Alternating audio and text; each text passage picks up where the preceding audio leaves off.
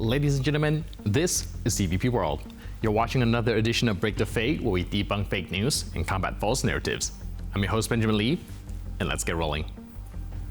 Now, recently, Russian users on Telegram and WhatsApp noticed a strange trend.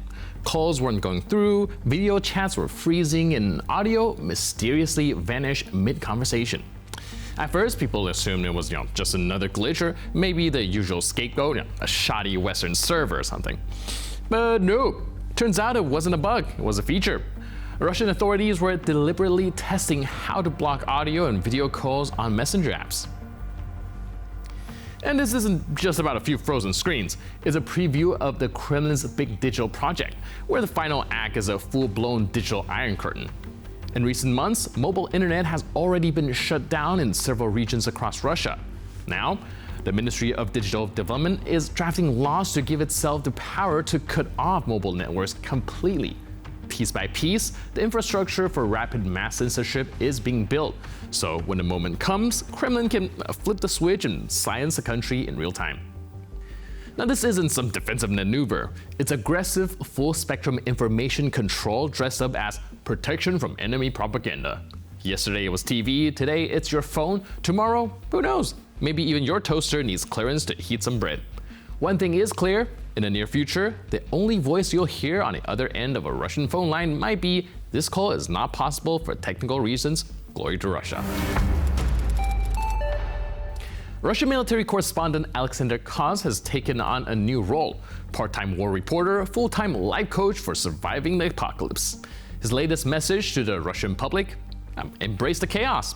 No water, no working airports, no functioning mobile networks, no rights, just a little national character building. After all, you can't get used to anything, right?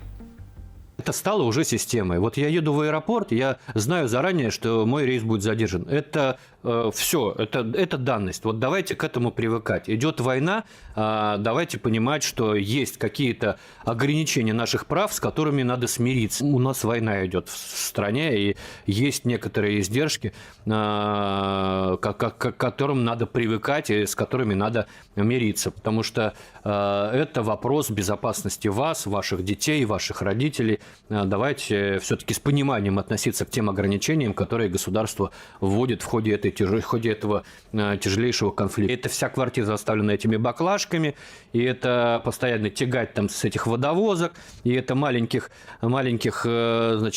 деток надо купать, кипятить, и все это.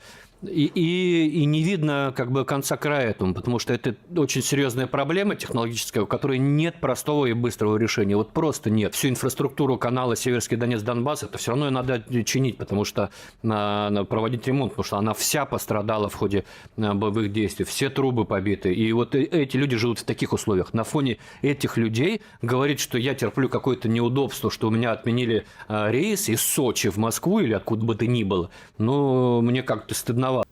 The irony? For 8 years, Kremlin media screamed that Ukraine was shelling Donbass, and yet, back then, Donetsk had water.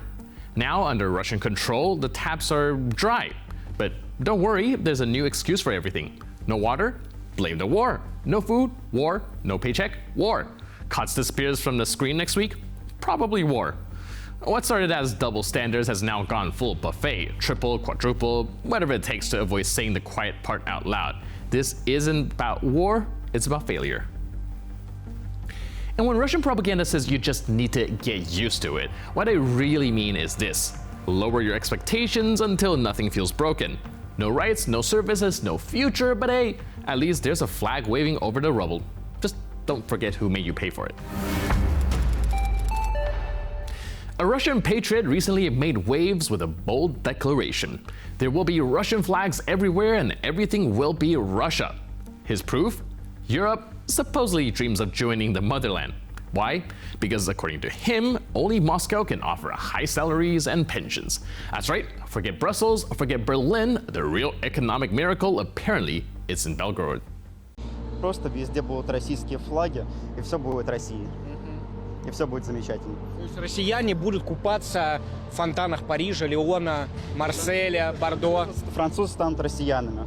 Французский административный округ. Все будет хорошо у нас. Откуда такая тяга к Франции, к Германии, к Польше, к другим странам? Почему не можем ограничиться вот нашей? Очень жалко просто, потому что я вижу, что у них очень достаточно много внутренних проблем, поэтому я предлагаю им вступить в Российскую Федерацию.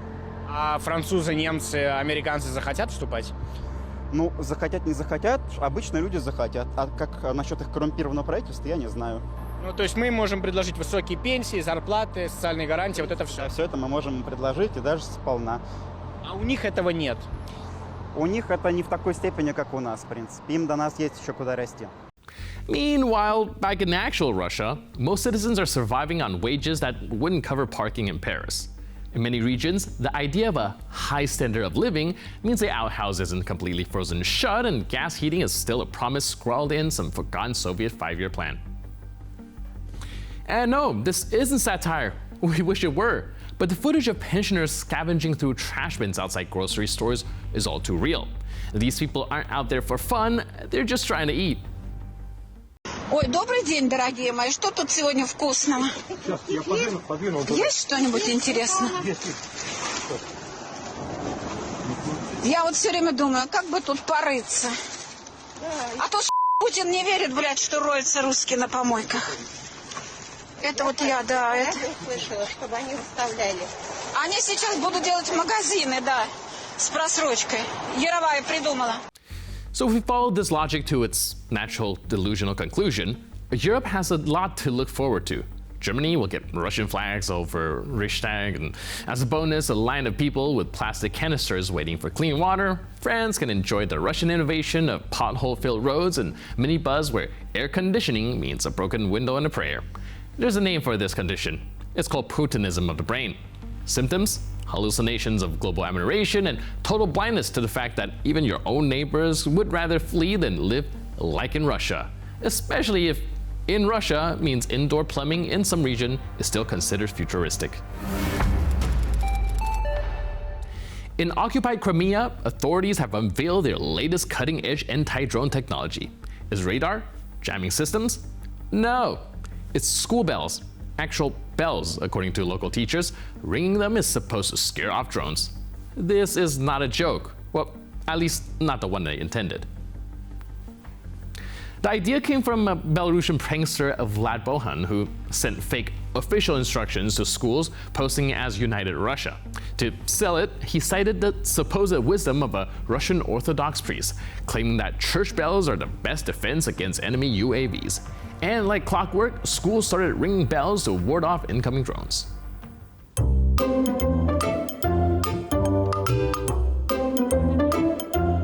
Сегодня мы с вами проведем мастер-класс по изготовлению прибора ОКОП-25. Вы все знаете, что мы сейчас живем с вами в тяжелое для страны время. И ОКОП-25 – это акустический колокольный оборонительный прибор модели 25 года. Представляет собой простейшее устройство, предназначенное для создания направленного звука излучения, способного вызвать помехи в работе беспилотных летательных аппаратов. Для работы нам понадобится с вами фольга, картон, скотч, клей, вот такие колокольчики, ножницы, перчатки при необходимости. Вдохновением для проекта стало выступление протоиерея Артемия Владимирова, в котором он отметил: колокольный звон глушит дроны. Now, this isn't Bohan's first rodeo. Not long ago, he managed to convince the teachers that wrapping their heads in tin foil would block NATO satellite signals. And they did it. The truth is, in Russia and occupied territories, the bar for official instruction is so low it's underground. People are willing to follow anything, no matter how absurd, as long as it sounds patriotic enough.